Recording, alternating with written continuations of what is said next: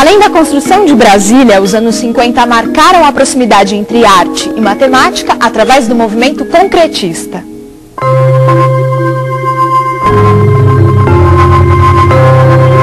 O Brasil vivia naquela época uma fase de desenvolvimento industrial, com a produção de bens de consumo em larga escala e a chegada das fábricas de automóveis. Eram tempos de crescimento e euforia. Impulsionado pela agitação na sociedade, o movimento concretista se empenhou em inovar a produção artística, buscando uma nova linguagem visual associada à estética industrial. Como eram os trabalhos concretistas? Qual a relação entre arte e matemática no concretismo? Eles se inspiravam nos chamados movimentos racionalistas europeus do início do século XX, que na pintura romperam com a relação entre a imagem artística e a reprodução da realidade, criando a arte abstrata. E na arquitetura, buscaram racionalizar e uniformizar as cidades e as casas com suas formas geométricas elementares. Mas os concretistas dos anos 50 estavam integrados a um movimento contemporâneo a eles, liderados por Max Bill, artista suíço, que participou da primeira Bienal de São Paulo em 1951 e influenciou muitos artistas no Brasil e na América Latina. Max Bill pregava que é possível desenvolver uma arte que expressasse conceitos matemáticos abstratos em termos concretos. Em alguns quadros, os concretistas exploram linhas que se desenvolvem em círculos repetidos, deslocados ligeiramente do centro em aparência dinâmica. Em outros, eles trabalham na oposição entre círculos e retas que acabam gerando superfícies cheias, resultantes deste encontro. Os quadros concretistas são arranjos entre os elementos da estrutura matemática e valores ópticos que os tornam perceptíveis.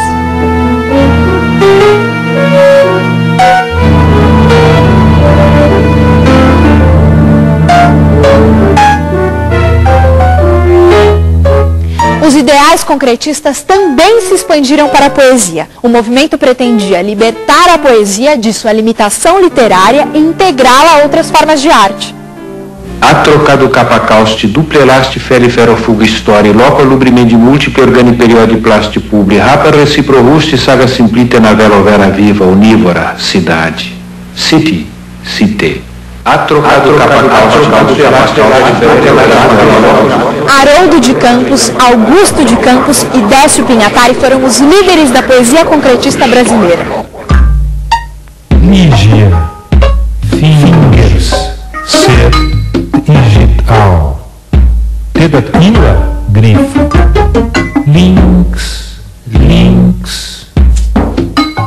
O movimento pregava a substituição do verso descritivo pela associação de palavras a partir de uma disposição espacial.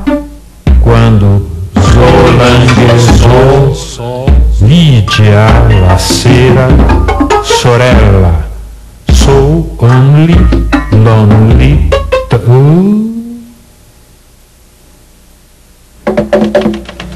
Se nasce, morre, nasce, morre, nasce, morre, renasce, remorre, renasce, remorre, renasce, remorre, re, desnasce, desmorre, desnasce, desmorre, desnasce, desmorre, nasce, morre, nasce, morre, nasce, morre, se, re. O poema passa a ser matematicamente planejado, incorporando a racionalidade construtiva no processo criativo.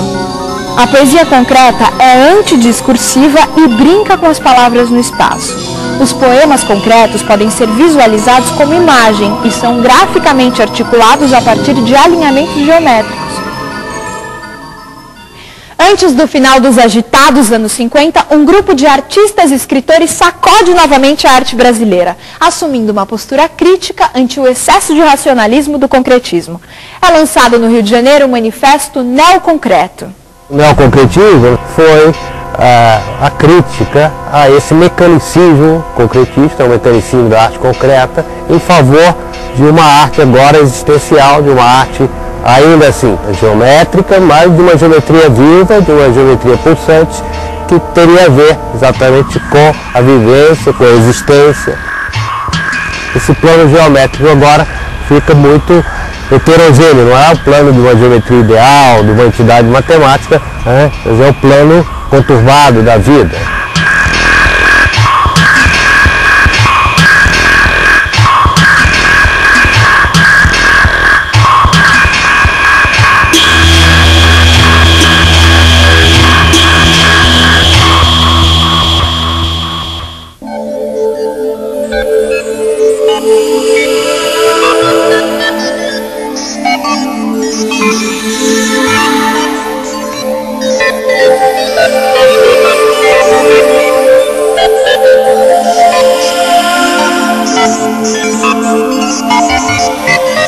Em meio às polêmicas da arte, Valdemar Cordeiro começou a investigar, em 1968, o uso da tecnologia na arte, partindo para a exploração criativa do computador. Pintor, paisagista, arquiteto e teórico, Valdemar Cordeiro era uma personalidade polêmica e marcante. Juntamente com matemáticos das universidades de São Paulo e de Campinas, realizou trabalhos pioneiros usando modelos matemáticos para transformar imagens por meio do computador.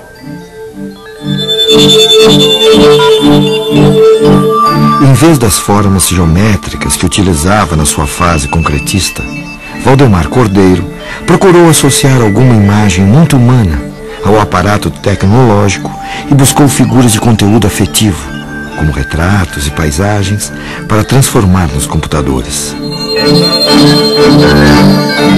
Durante as discussões surgiu que nós poderíamos trabalhar com transformações matemáticas. E no caso me ocorreu, como sou físico, uma transformação matemática muito possante na análise de problemas é a derivada, que transforma uma função, a derivada de uma função, uma outra função que tem características associadas à função original, mas traz informações totalmente novas.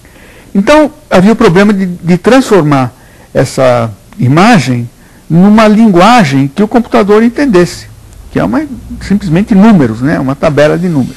O Valdemar Cordeiro se deu ao trabalho de pegar a imagem e encontrar os 10.000 números que representavam as intensidades em todos os pontos daquela imagem. Cada número representa se está mais claro ou mais escuro na imagem. A derivada da função, ela identifica as variações da função, quer dizer, onde a função varia rapidamente, o valor da derivada é alto, onde ela permanece constante, ela é zero. Numa imagem, a ideia é que se você tem uma região sem estrutura, totalmente branca, a derivada é zero. Mas mesmo numa região escura, se ela é uniformemente escura, a derivada também é zero. Essa operação de fazer a derivada dessa imagem, ela transforma uma imagem que tem as várias tonalidades de claro e escuro numa imagem em que ela busca os contornos. Na época, veio toda uma discussão até filosófica, se existe esse negócio de arte por computador, a gente pode fazer arte por computador, o computador pode fazer arte. Valdemar Cordeiro faleceu ainda jovem em 1973. Suas obras são o resultado de uma permanente reflexão sobre a arte e seu lugar nas sociedades urbano-industriais. Cordeiro, sem dúvida, estava muito à frente de seu tempo e abriu caminho para os artistas que, desde então, entregaram-se à pesquisa da relação arte e técnica. Nós temos nos perguntado, como fazemos para sermos felizes? Talvez tenhamos que compreender, mas isso não basta, é preciso sentir. Pois é, o domínio da ciência é o domínio da compreensão intelectual. Ela ajuda o homem a entender o mundo.